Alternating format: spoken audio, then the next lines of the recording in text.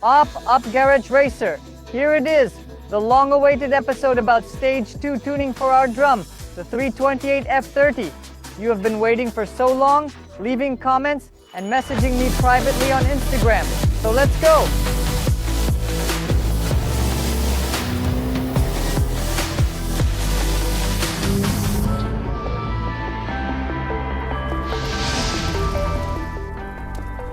Right now we are going to have a very informative episode, but a fast one because the sun is setting and it is cold.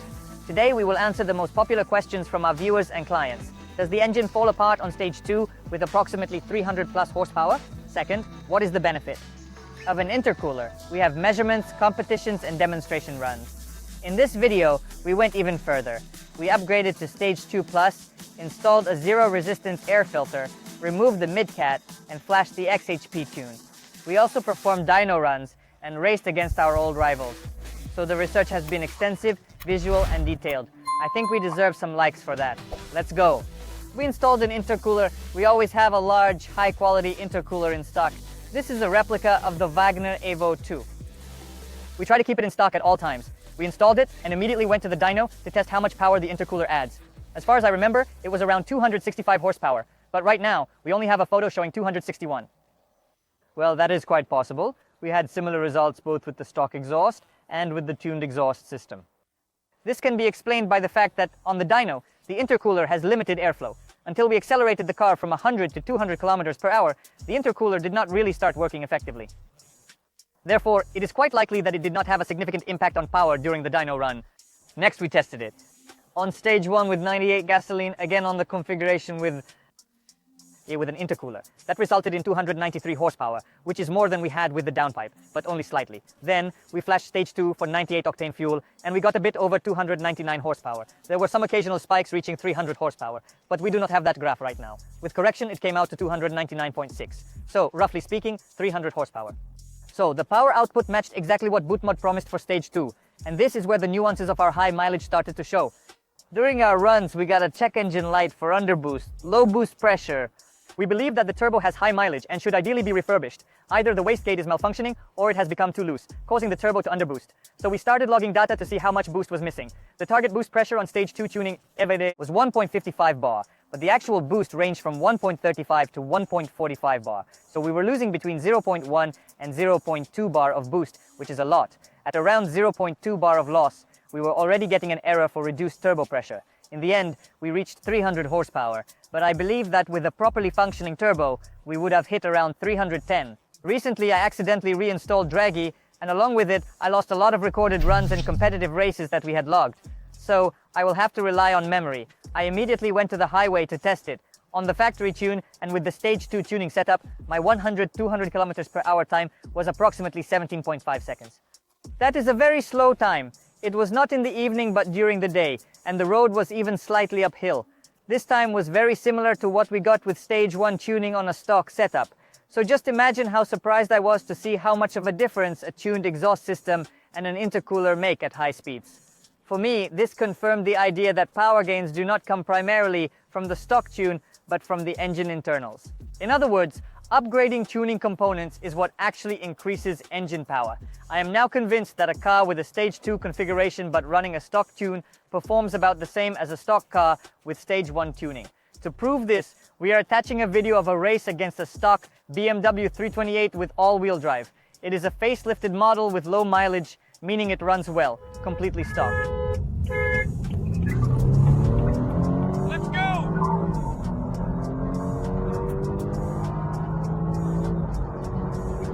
This is like our stock firmware. We have the stock firmware on a stage 2 configuration. Well, our car is much faster. In these videos, we drove on stock firmware with stage 2 modifications. And imagine how fast we're going around it. So, there is definitely a big difference, and these upgrades certainly make an impact. Unfortunately, we did not save the video from the Draghi app. I had recorded it when we were racing with stage 1.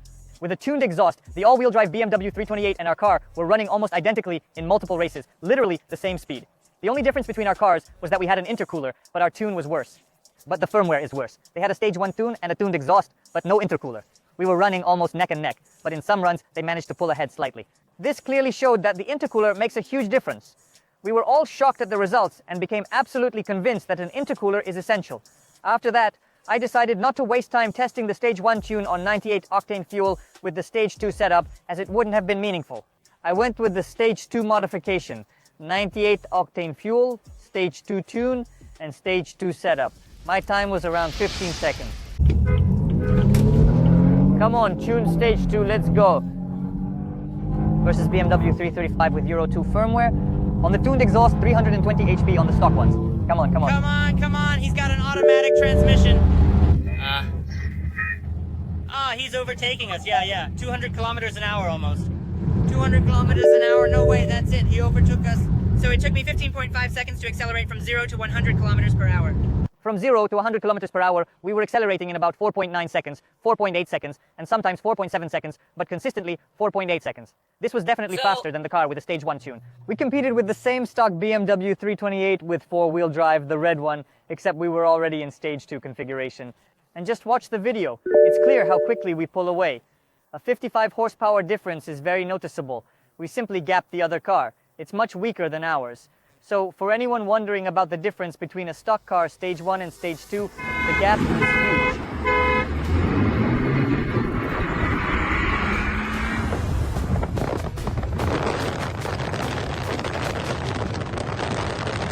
We beat him!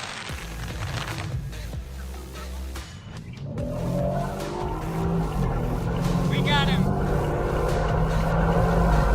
Oh, well, there you go. 50 horsepower difference.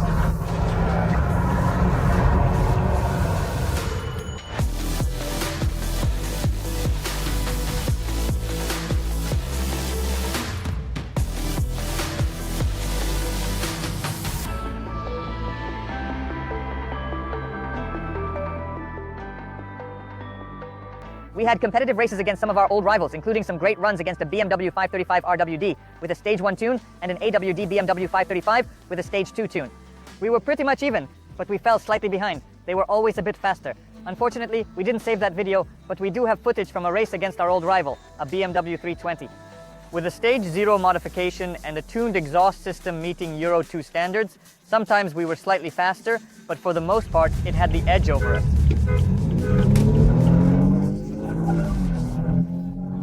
Come on!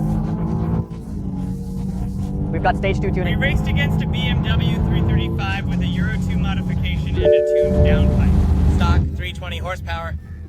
Oh man, he's overtaking us. 200 kilometers per hour almost. Holy shit. He overtook us. Right. Okay, well I went from 100 to 200 kilometers per hour in 15.5 seconds. And we could finish the video on it and further already shoot the second part, but we decided to shoot it in one video quickly. More you cool, interesting config. We've got a config with some extra perks over the normal Stage 2 tuning. We refer to this as the abstract term Stage 2 Plus. By this, we mean that we install a free flow exhaust, essentially removing the secondary catalytic converter. Our engine is the N26, whereas the N20 doesn't have this component. We either bypassed the rear section of the muffler or made it a straight-through design. We also installed an FTP performance air filter, which we always keep in stock. Additionally, we flashed the xHP transmission tune, which optimizes the gearbox performance. We can always do the same for you. By the way, just imagine the immense amount of tuning and hard work we have put into presenting you with diverse content and in-depth research. Considering that, I believe we truly deserve the likes. And moving on, the first thing on our list was to create a free-flow exhaust system, so we headed to our new third service center in Petrovka. Currently, this location has the lowest workload among our 3 service stations. There, we easily removed the mid-catalytic converter. We took off the pipe, cut out the mid-cat, discarded it, and installed an empty rear section of the pipe.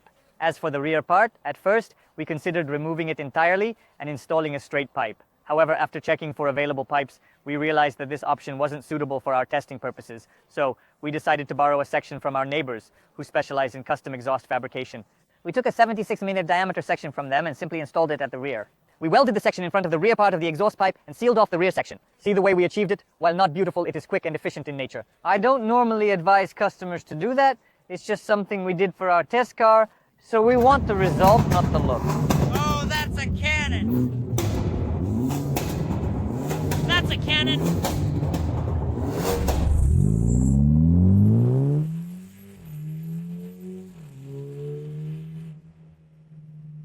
Oh, what Next, a cannon! we flashed the xHP tune, but we actually did this before the Kiev Cup drag racing competition, so that the car could complete 400 meters in 13 seconds.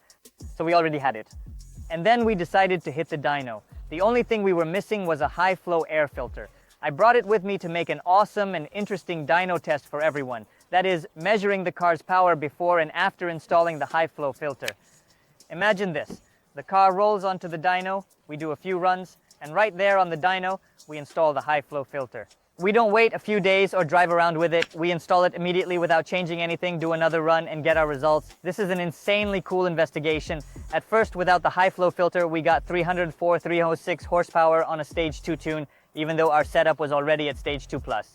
This is a straight pipe exhaust. And the car has an xHP tune, but xHP doesn't add power, so basically the straight pipe exhaust made a bigger difference. The straight pipe exhaust gave us an increase of 4 to 6 horsepower. That's cool, it's a nice bonus, an extra 5 horsepower consistently. But there are some nuances with the sound. The vibrations aren't always pleasant, so I wouldn't really recommend installing a straight pipe exhaust because there will be some vibrations at certain engine RPMs. At around 2,000 or 3,000 RPM, the whole car will vibrate and rear passengers will feel like they're driving over potholes, as if they're sitting directly on the exhaust pipe. I was already happy that the straight pipe exhaust added a decent amount of horsepower. It's awesome, and we documented it on the dyno. Then came the moment of truth. This was honestly one of the most interesting tests for me personally. I installed the high-flow air filter and did a dyno run.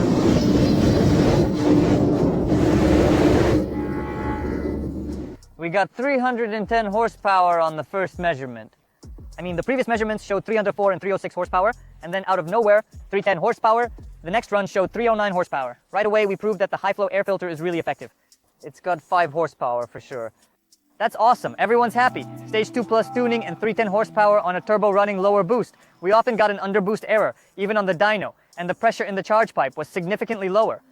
I went to the highway to test the numbers. In the evening runs, the best times we got were as fast as 4.4 seconds for 0 to 100 kilometers per hour, from 0 to 200 kilometers per hour. Yeah, I think it was a bit over 13 seconds for the quarter mile. And the 400-meter race was 12.65 seconds.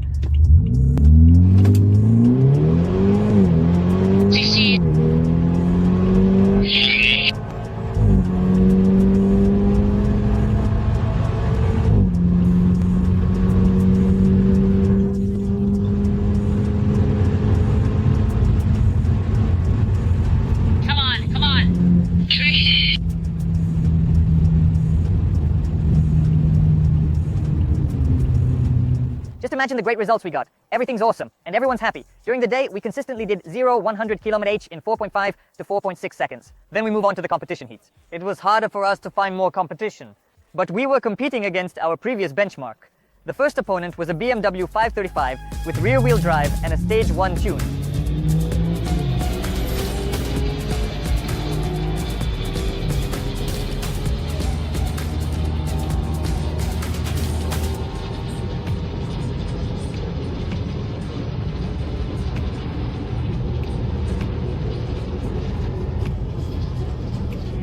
We were often neck and neck with it, but sometimes it pulled ahead, especially considering the shift points were tuned to 5,500 RPM. So, in the end, it was slightly faster, but for the most part, we were evenly matched. Next, we competed against BMW F34 Stage 2+ all-wheel drive, our regular customer Sergey, who we were going with. It was also pretty even. Sometimes we were a bit faster, sometimes he was. But on average, he was slightly quicker overall.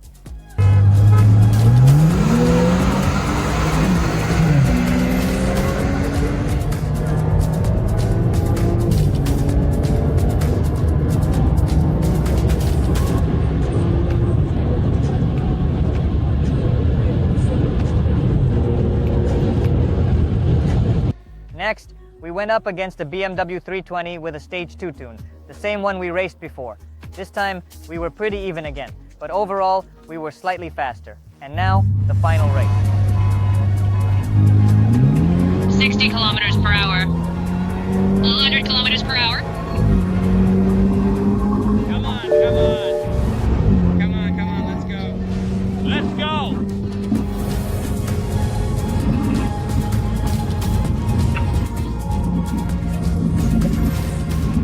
Next, we decided to drive with our old rival Igor. He has a BMW 335 E92 with all-wheel drive.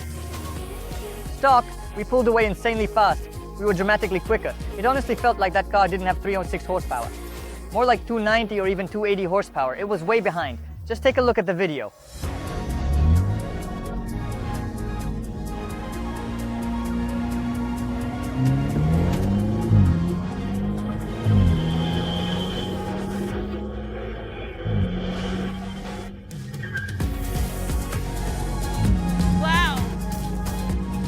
We also raced with our customer. He has a BMW F30 330 on a B48 motor with stage 2 firmware. And we went in with him. He's got nothing but a downpipe. And we were overtaking him very quickly. But there were some nuances, we'll find out. Let's go into sport mode. Ready, right? Yes. Come on. Even finally we got off to the same start. No, we're going fast. We're leaving quickly.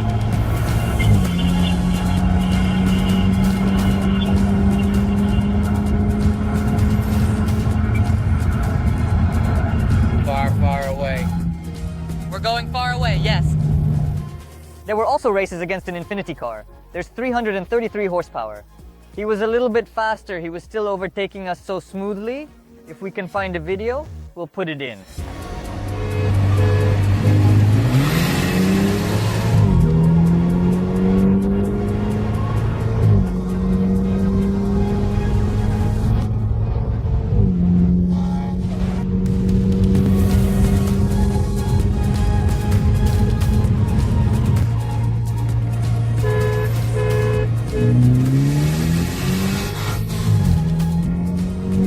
Kilometers per hour.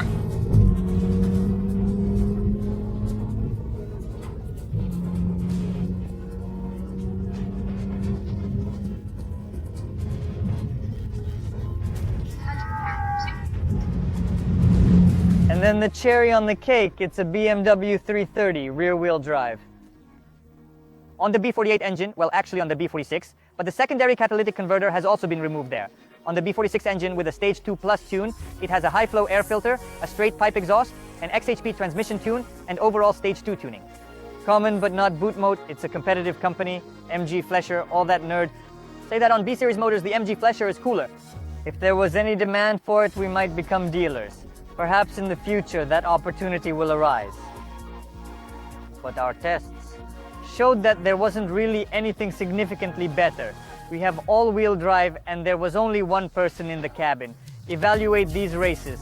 That driver launched earlier at the start. He jumped the start a bit, so the races weren't interesting. He was pulling away from us by a large distance. But when we started together, we gave him serious competition. After 200 km/h, we started overtaking him even more. I attribute this to the fact that the N20 engine with stage tuning, it's not weak at all. It's the same as a B40 engine or better.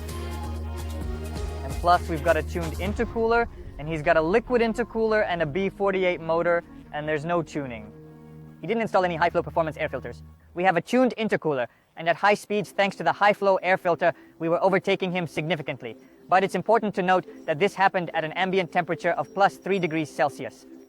It's like we get a second wind. The colder it is, the better it performs. I think this is due to the larger intercooler, because that car didn't perform much better than it did during the day. So, I think that during the day, that rear-wheel drive car would outrun us. By the way, it weighs 1,560 kilos. We haven't weighed ours, but it's roughly around 1,650 kilos. Our car is even heavier with all-wheel drive. Yet in these races, we were keeping up and sometimes even overtaking. Check it out. I'm currently driving at a speed of 80 kilometers per hour. Are you able to come to my car? So that the bumpers are at the same level. Closer, closer. You ready? Yes, come on.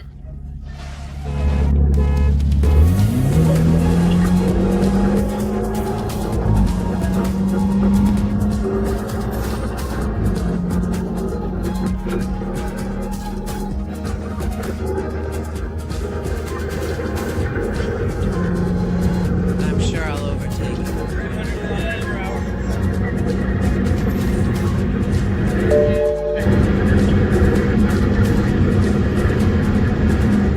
I'm right.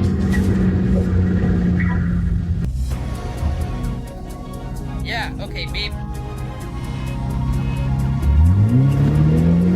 Come on! Come on! Now! Come on, I got it!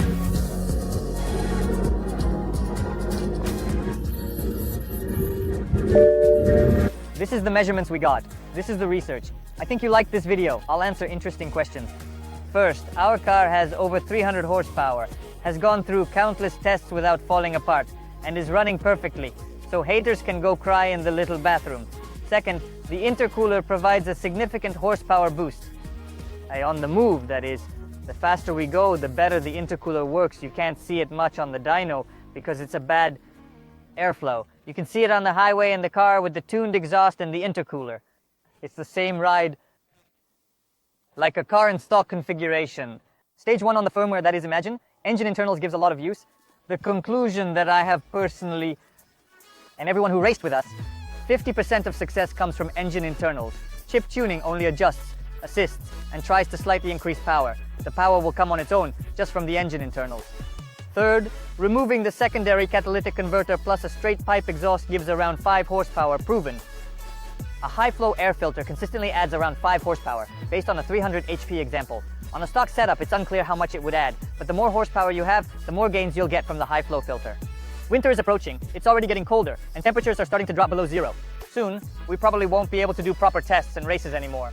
Actually, all these tests on the Stage 2 tune were done about a month ago, maybe even a month and a half. I mean, we've been racing Stage 3 tuning for a long time. I hope you enjoyed our awesome research. Leave a like, drop a comment, and share your thoughts on the video. Let us know what you want to see next. Any experiments you'd like us to do with this car, or maybe another one. I think we deserve some likes. Subscribe now. Soon, you'll see a video about Stage 3 tuning. We're filming this car right now, it's already on Stage 3 and it's running great. Still not broken. So stay tuned for the upcoming video on Stage 3 tuning. By the way, we also have a new diesel project. A lot of you have been asking for content with a diesel engine, so don't forget to check out that video too. Leave a comment and hit subscribe. We'll satisfy all owners of modern 2.0 BMW engines. And now we're off to set up races with the owners of a Stage 3 tuned BMW 135 and BMW 235. On our Stage 3 tuned drum, we're planning to push the boost even higher until it finally gives out. And then we'll take down a stock BMW M3 or M4. This is going to be some intense content. So subscribe to our channel and here we go.